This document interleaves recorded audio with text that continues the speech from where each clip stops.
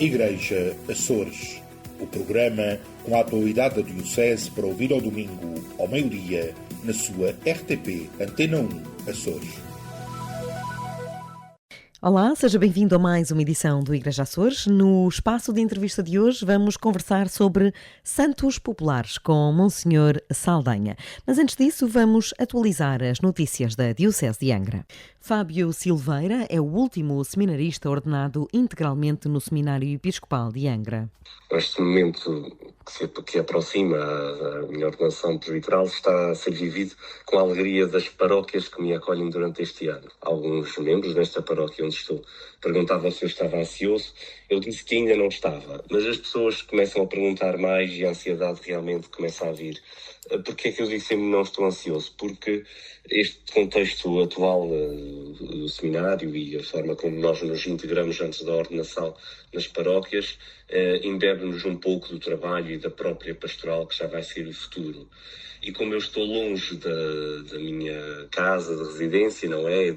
E onde se vai passar tanto a ordenação como a missa nova, eu ainda não estou com esse foco porque os preparativos estão a ser feitos à distância. Eu estou a tentar ao máximo, junto com as comunidades, preparar-me, claro, espiritualmente e interiormente, e agora que está-se a aproximar também a minha entrada no retiro, aí sim terei a oportunidade de me focar ainda mais nesta reta final, que realmente já só faltam uns breves dias para isso acontecer. Contava em entrevista ao Igreja Açores antes de entrar de retiro. A Diocese deverá esperar agora 3 anos para ordenar novos sacerdotes. Este domingo é um dia de festa na Sé Catedral, mas começa agora um novo ciclo, diz o reitor do seminário, Padre Emanuel Valadão Vaz, que defende que a responsabilidade das vocações é de todos nós. Precisa ser trabalhada e precisamos cada vez mais nos dispormos a trabalhar esta área vocacional, não só por uma questão da vocação sacerdotal, mas no todo do ser humano, na questão vocacional, está um bocadinho assim adormecida. Não é? E as questões, não só questões de fé, mas inclusive até da própria humanidade, do ser pessoa, também aparece aqui já como uma situação de precisamos fazer caminhada e por isso precisamos muito trabalhar cada vez mais. Quanto à questão dos seminaristas que estão na sua formação, portanto, daqui a um ano e 3 meses aproximadamente, teremos o regresso de 2 seminaristas que estão a terminar este ano o seu primeiro ano de mestrado, farão o segundo ano de mestrado, com a apresentação e defesa de tese, e depois virão até à Diocese de Angra para fazerem os 2 anos, que é o ano pastoral e o ano de estágio, né? Que estará o seu trajeto normal, portanto, ou seja, a nível de ordenação sacerdotal, seremos, portanto, tirando aqui esta ordenação do Fábio, será mais 3 anos. Não é? No próximo ano letivo, há 3 candidatos ao sacerdócio que deverão iniciar o ano propedêutico. 2 são de São Miguel, Jefferson Pontes e Tomás Correia, e 1 da Ilha Terceira, André Rodrigues. Esta tarde, a Diocese celebra a ordenação do seminarista Fábio Silveira, natural do Pico, pelas 16 horas na Sé Catedral de Angra. Neste domingo de ordenação sacerdotal, a Diocese assinala também 7 jubileus sacerdotais. 25 anos de ordenação celebram os padres Hélder Cosme, Hélder Miranda Alexandre e Silvano Vasconcelos. O percurso de Hélder Cosme começou em São Jorge, num amor que garante ter sido inesquecível. Tem sido muito rápido, primeiro que tudo. 25 anos passam muito depressa. Parecem 25 dias, mas são 25 anos. Sim, não só em São Miguel, mas comecei a minha vida sacerdotal por São Jorge, durante 6 anos, no sul da ilha, a acompanhar o Padre Manuel das Matas, naquelas comunidades do sul da ilha, principalmente Ribeira Seca e Manadas, e esse primeiro amor fica muito vincado, como todos os primeiros amores na vida, ficam sempre muito vincados, principalmente pela ruralidade que encontrei, que era muito distante da cidade em que eu cresci e estudei, que sou de Ponta Delgada. Portanto, este desafio da ruralidade foi muito importante. Pessoas simples, pessoas dadas, portas abertas. Foi muito, muito, muito bom nos primeiros 6 anos de vida. Depois, derivado da doença do meu pai e também necessidades pastorais, vim para São Miguel e desde esta altura servi 13 anos a paróquia de São Roque, de Ponta Delgada, e nos últimos 6, Feijão de Cima, Nosso Senhor de Oliveira, também colaborando durante 3 anos a paróquia de Santa Clara. Situações completamente diferentes, cidade, ao qual estou habituado, mas o serviço de padre é completamente diferente, um pouco mais de distanciamento, um pouco mais de desconhecimento da vida das pessoas, mas todos aqueles que colaboram e participam são por natureza, são pessoas próximas e dadas. Isso também cria, obviamente, as amizades, as proximidades que são necessárias para que um padre se sinta bem em qualquer paróquia. Eu tenho sido, felizmente, muito bem acolhido e feliz ao longo desses 25 anos, não tenho grandes entraves nem grandes problemas na minha caminhada. Um percurso também muito ligado ao serviço da saúde. Já em São Jorge era capelão do Centro de Saúde da Calheta, agora é a Unidade de Saúde de São Jorge, Unidade de Ilha, e depois ao vir para São Miguel essa transferência foi quase natural, havendo a necessidade de substituir o colega na paróquia, que também era um capelão no Hospital de Ponta Delgada, isso foi quase natural. E ao longo dos 25 anos, sim, também tenho trabalhado na área da pastoral da saúde, particularmente no Hospital de Ponta Delgada, e também é um lugar muito gratificante do ponto de vista espiritual, do ponto de vista da fé, porque são lições de vida completamente diferentes daquelas que lidamos nas paróquias. O cônego Hélder Miranda Alexandre também celebra as bodas de prata sacerdotais.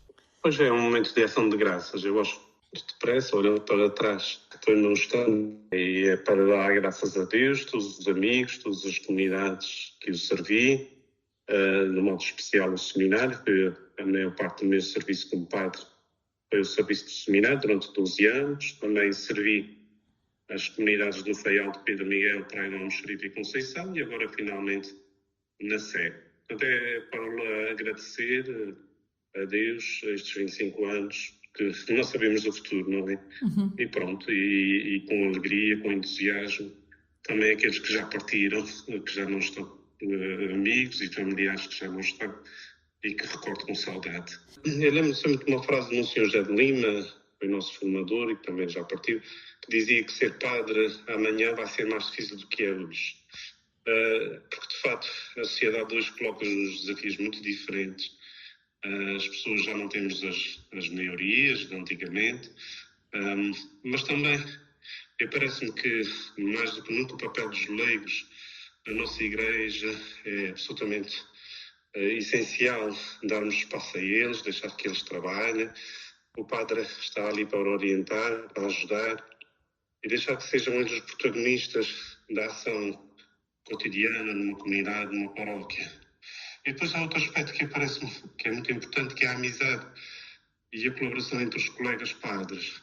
Somos cada vez menos, precisamos mais uns dos outros e precisamos ser amigos e sentirmos família, que é aquela ligação de um padre com uma paróquia, que é aquela realidade que eu tenho agora, mas não é habitual, não é normal. Está a desaparecer e temos que nos inserir em unidades pastorais, em colaboração uns com os outros. Então, isso coloca-nos desafios interessantes, mas também entusiasmantes, porque vê-se que a Igreja está sempre a mudar. O padre Silvano Vasconcelos também foi ordenado há 25 anos e recorda o serviço fora da diocese. A experiência fora da diocese, quem puder fazer, a minha sugestão é que faça, porque é uma mais-valia. Enfim, servir a Igreja noutros pontos, onde é necessário. É uma experiência que nós ganhamos, aprendemos, crescemos, amadurecemos e também nos ajuda a abrir horizontes para aquilo que é o mistério da Igreja. E, portanto, eu pessoalmente gostei muito e a minha sugestão fica aqui para aqueles que puderem e quiserem, só ficam a ganhar. O sacerdote compara os tempos atuais com os da sua ordenação. Em 25 anos há muitas coisas que diferem, outras se mantêm, umas que mudam para pior, algumas se mantêm as suas virtudes. Enfim, eu diria que hoje nós temos cristãos bons, conscientes e responsáveis, mas em pequeno número. Portanto, não há números grandes, há pequeninos números, mas talvez com uma consciência mais trabalhada, uma vontade mais aguçada de participar, de pertença à Igreja, mas cá está, em pequeno número. Relativamente à questão, aos pontos assim um pouco mais negativos, nesses 25 anos vejo que se cresceu muito na libertinagem, no campo ético e moral, no pensamento inconsistente, sobretudo naquilo que se diz e escreve, de um modo muito particular nas plataformas digitais, os recursos à inteligência artificial, a manipulação de dados e informações, onde a verdade é um bem relativo, não há a verdade universal, mas há a verdade de cada um, há as meias-verdades, há a mentira disfarçada de verdade, e de facto isto constitui um grande atropelo e um grande questionamento à dignidade humana. Tempos desafiantes, todos concordam. 3 sacerdotes celebram também 60 anos de ordenação. O padre Vasco Pereira, cônego jubilado da Sé, o padre Ivo Rocha, que vive atualmente nos Estados Unidos, e o padre Norberto Pacheco, serviu no Pico e em São Miguel e vive atualmente na Graciosa. A celebração na Sé assinala também os 70 anos de sacerdócio do padre José Fernandes Medeiros, que se encontra com a saúde bastante debilitada. A Diocese vai agradecer o serviço destes 7 jubilados. Decorrem este ano 2 encontros oásis na ouvidoria do Faial, de 25 a 27 de agosto e o segundo de 28 a 30.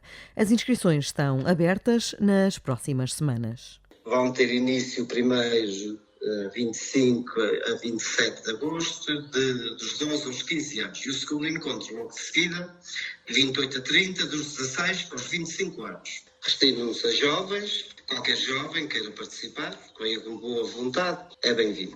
Neste momento já temos 17 inscritos, 12 para o primeiro e 5 para o segundo. E as inscrições estão abertas até o dia 24 de julho. David Silveira, responsável pela organização, explica o carisma desta experiência. Bom, o movimento Oásis nasceu em 1950, é um movimento que foi fundado pelo padre Rotondi, era um padre jesuíta, e nasceu a partir de um grupo de jovens.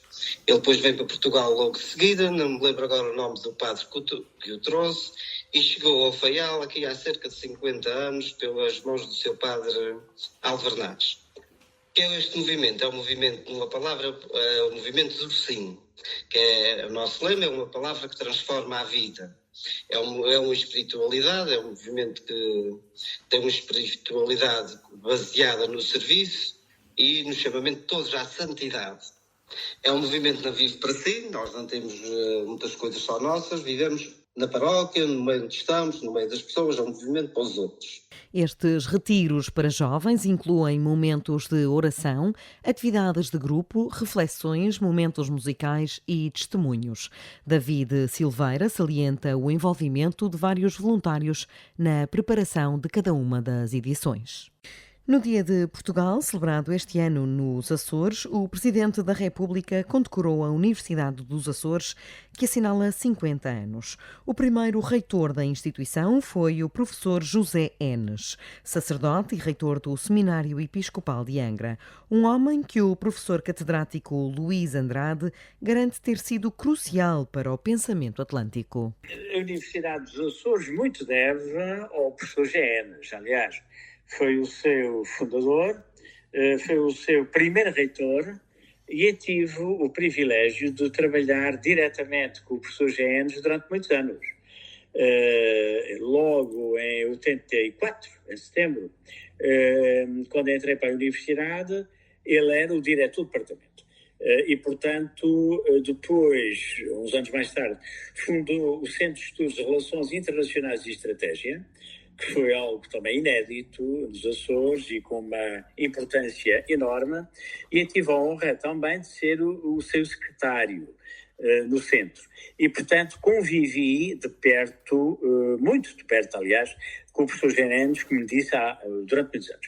Eu tenho a melhor impressão, muito embora não seja, enfim, da filosofia, digamos assim, a minha área é Ciência Política, Relações Internacionais, mas muito aprendi com o professor Gerenes. Aliás, ele tinha uma visão muito profunda, muito abrangente, no que diz respeito aos Açores e ao país, na sua globalidade, mas também no relacionamento que ele, enfim, estudava profundamente dos Açores no âmbito das relações transatlânticas, isto é, Europa e Estados Unidos, em particular, obviamente, o caso de Portugal.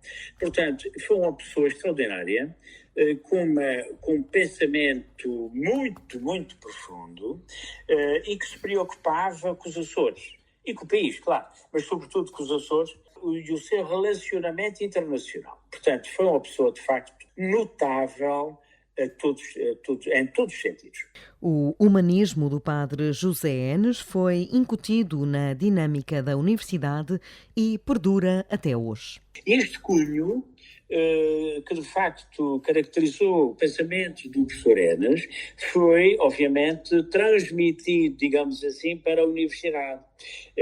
Estes aspectos que disse relativamente ao relacionamento pessoal entre os docentes e os alunos, etc., da universidade, foi fundamental. Portanto, esta particularidade do pensamento do professor Enes relativamente à aceitação do outro, a formação dele, sobretudo na filosofia e na teologia também, obviamente que se transmitiram para a universidade.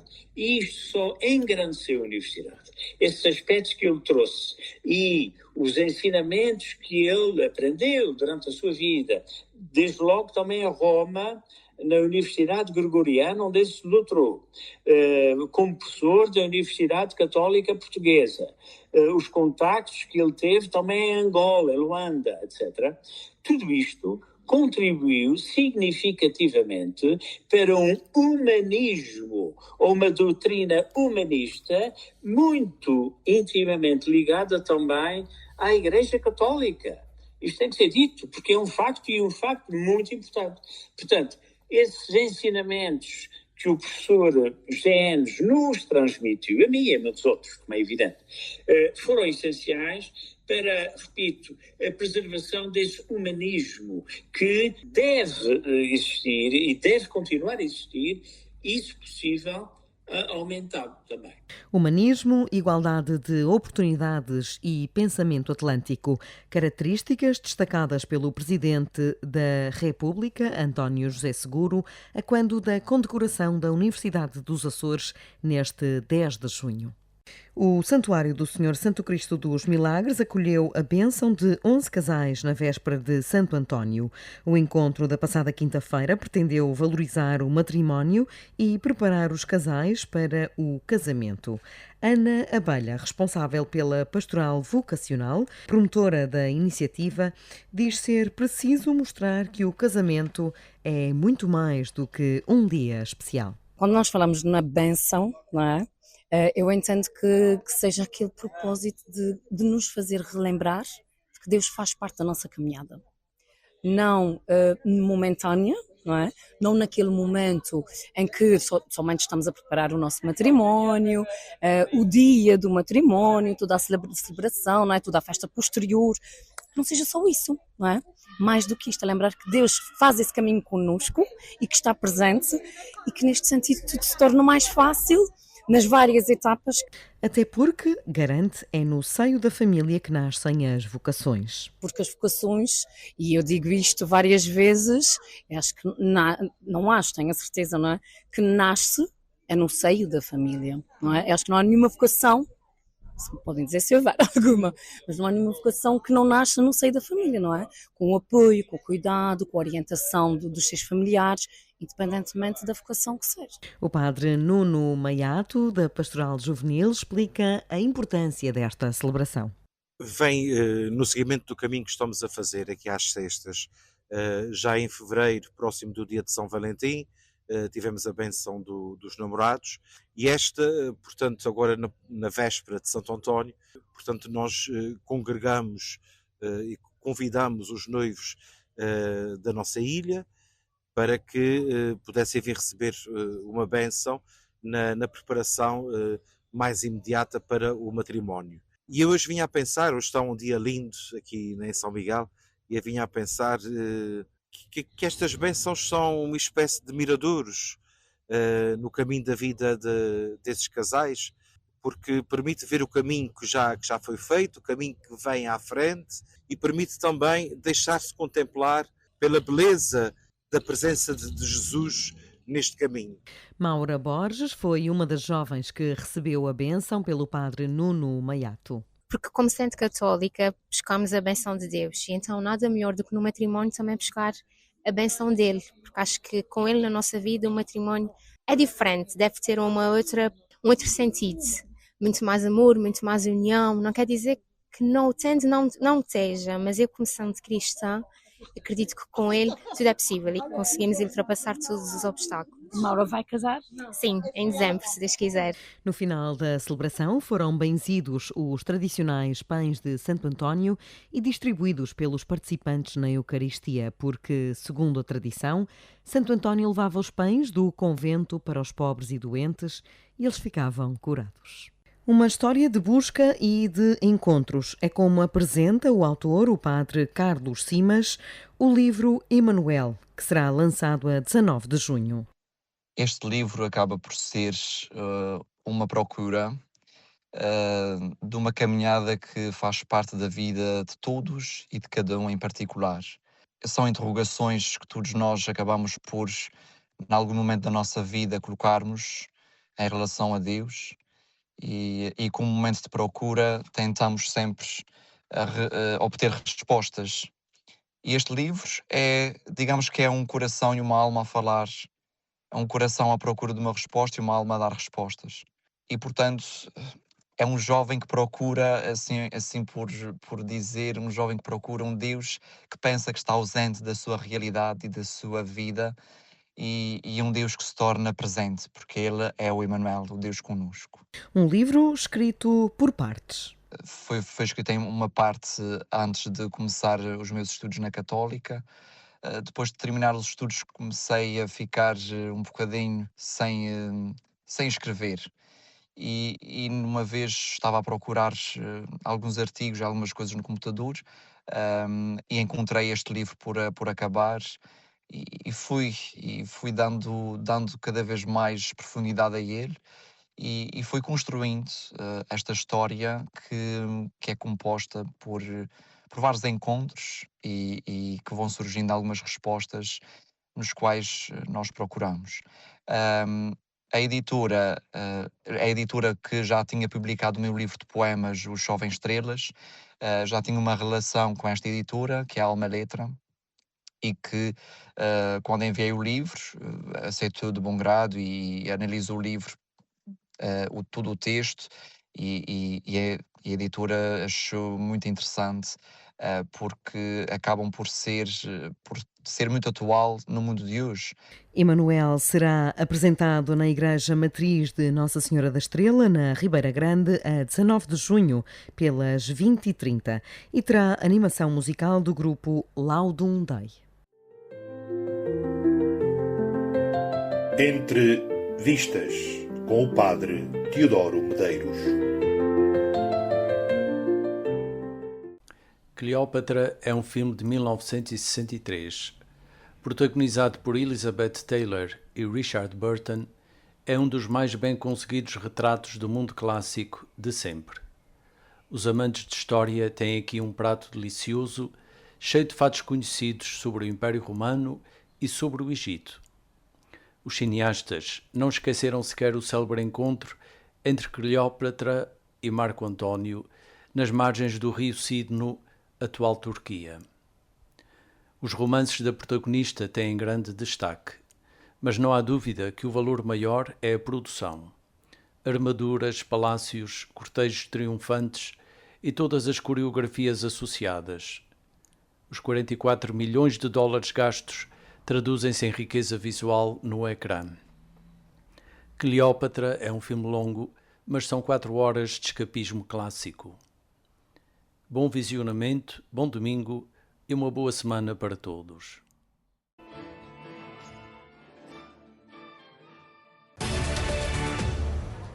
Entramos nos santos populares, de quem falamos e do que falamos, para além da dimensão destas festas e dos arraiais populares. A conversa de hoje é com Monsenhor António Manuel Saldanha. Muito obrigada, Monsenhor Saldanha, por aceitar estar connosco neste programa Igreja Açores, em que entramos nos santos populares.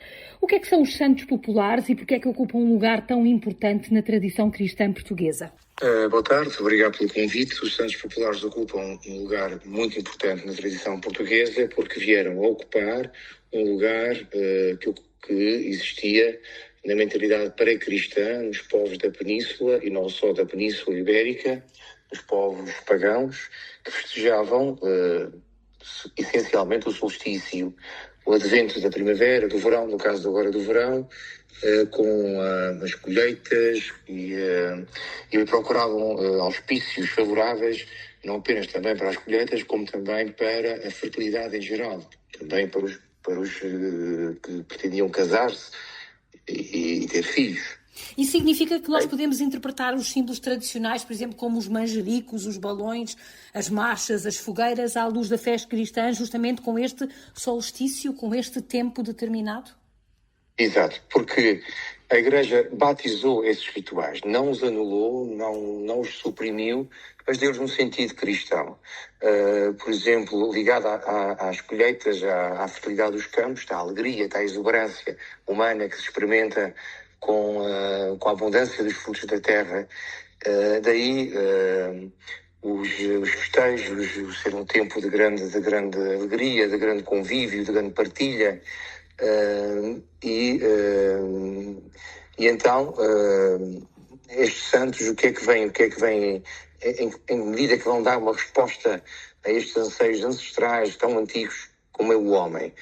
Nós podemos ver, por exemplo, na figura de São João, que é celebrado a 21 de junho, sobretudo aquele São João que nos é revelado pelo Evangelho dos Apócrifos, que fala do menino que vai ter com Jesus. É aquele João que significa o amor, o afeto, a amizade, e é celebrado com grande alegria, precisamente porque esta é uma dimensão humana muito, muito importante.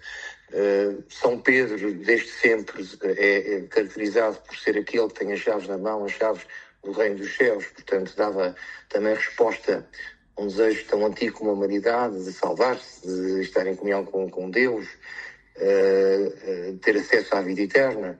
E Santo António, embora saibamos embora seja um doutor da Igreja, fosse até um erudito, mas foi um homem que no seu tempo granjeou grande simpatia e está associado também a estes rituais ao ser eleito o padroeiro dos noivos, dos que vão casar. Uhum. E na história da salvação, como é que eles se enquadram? Sabemos, por exemplo, que Santo António, que acabámos de festejar este sábado, poder-se aplicar as palavras do Evangelho: curai os enfermos, sarai os leprosos, ressuscitai os mortos, expulsai os demónios. Como é que estes 3 santos, de modo particular, se enquadram na história da salvação? Eles, para já, são 3 enamorados de Jesus, da mensagem cristã. São 3 homens que viveram, cada um ao seu modo, os valores do Evangelho de uma forma radical, muito intensa.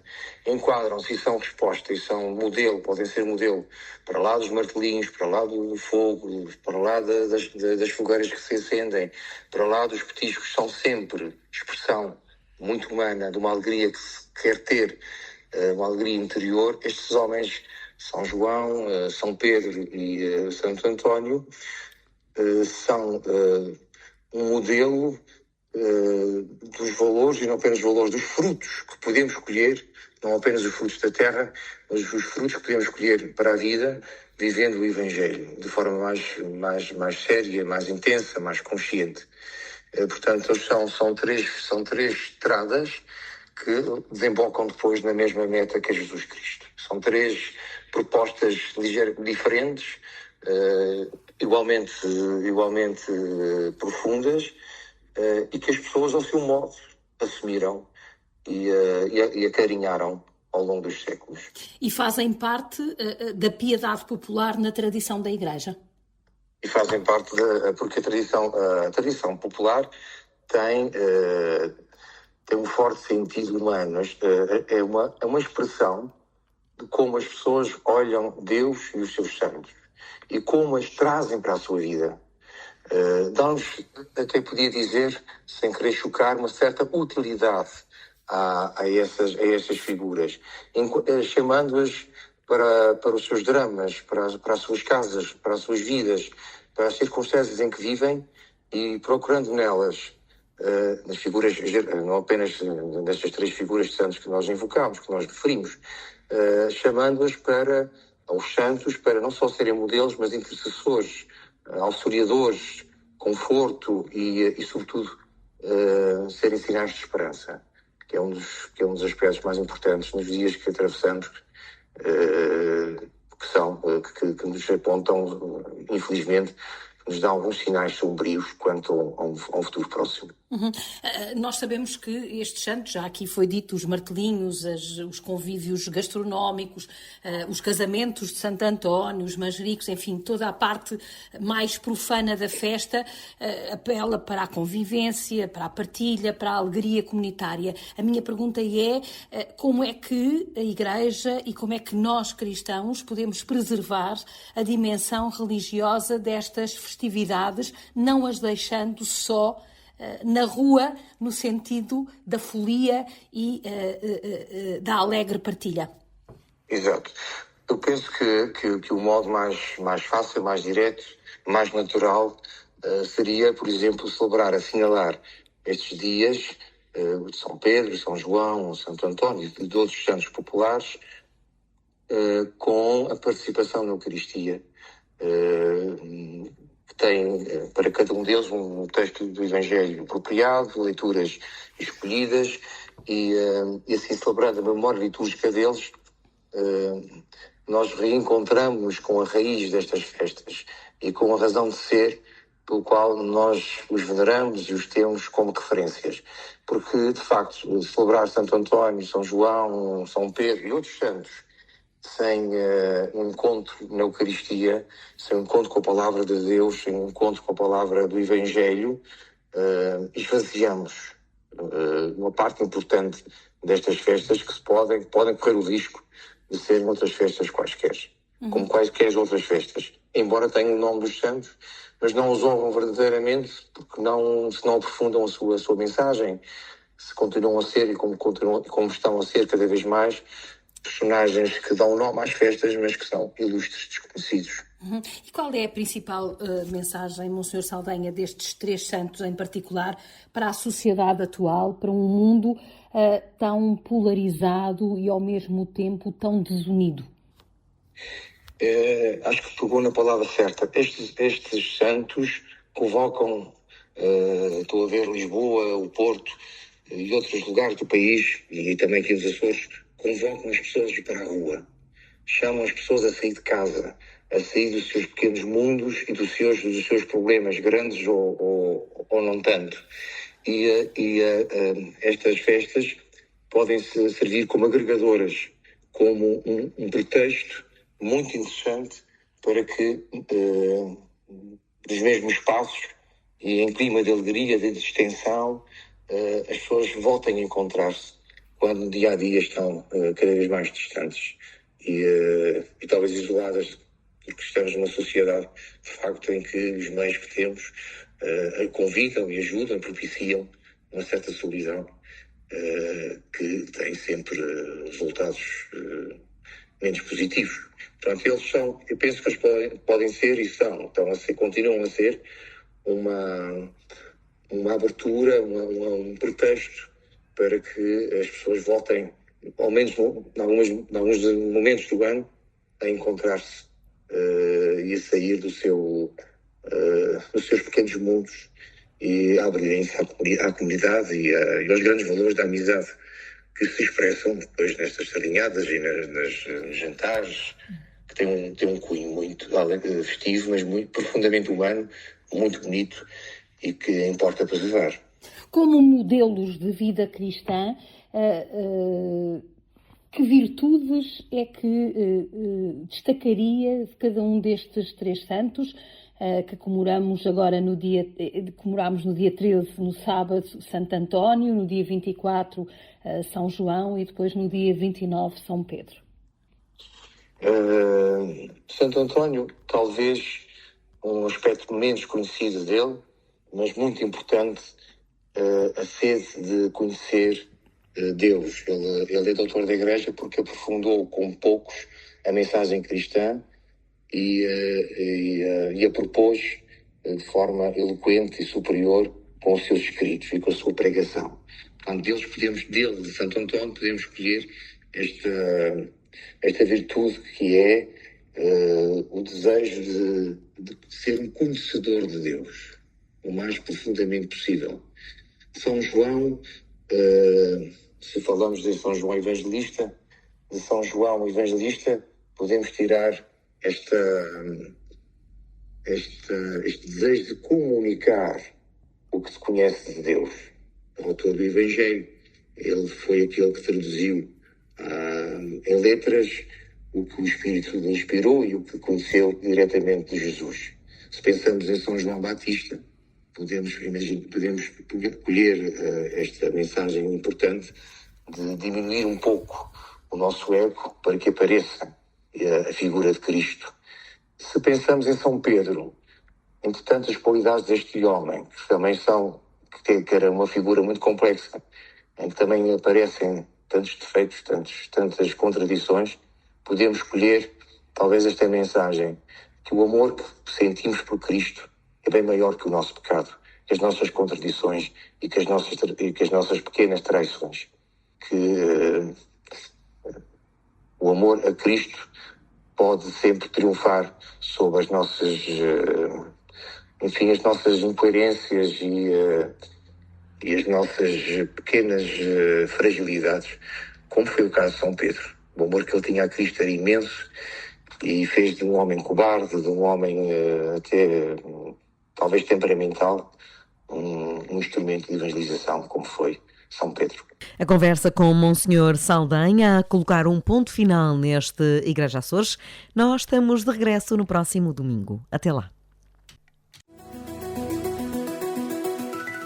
Igreja Açores, o programa com a atualidade da Diocese para ouvir ao domingo, ao meio-dia, na sua RTP Antena 1 Açores.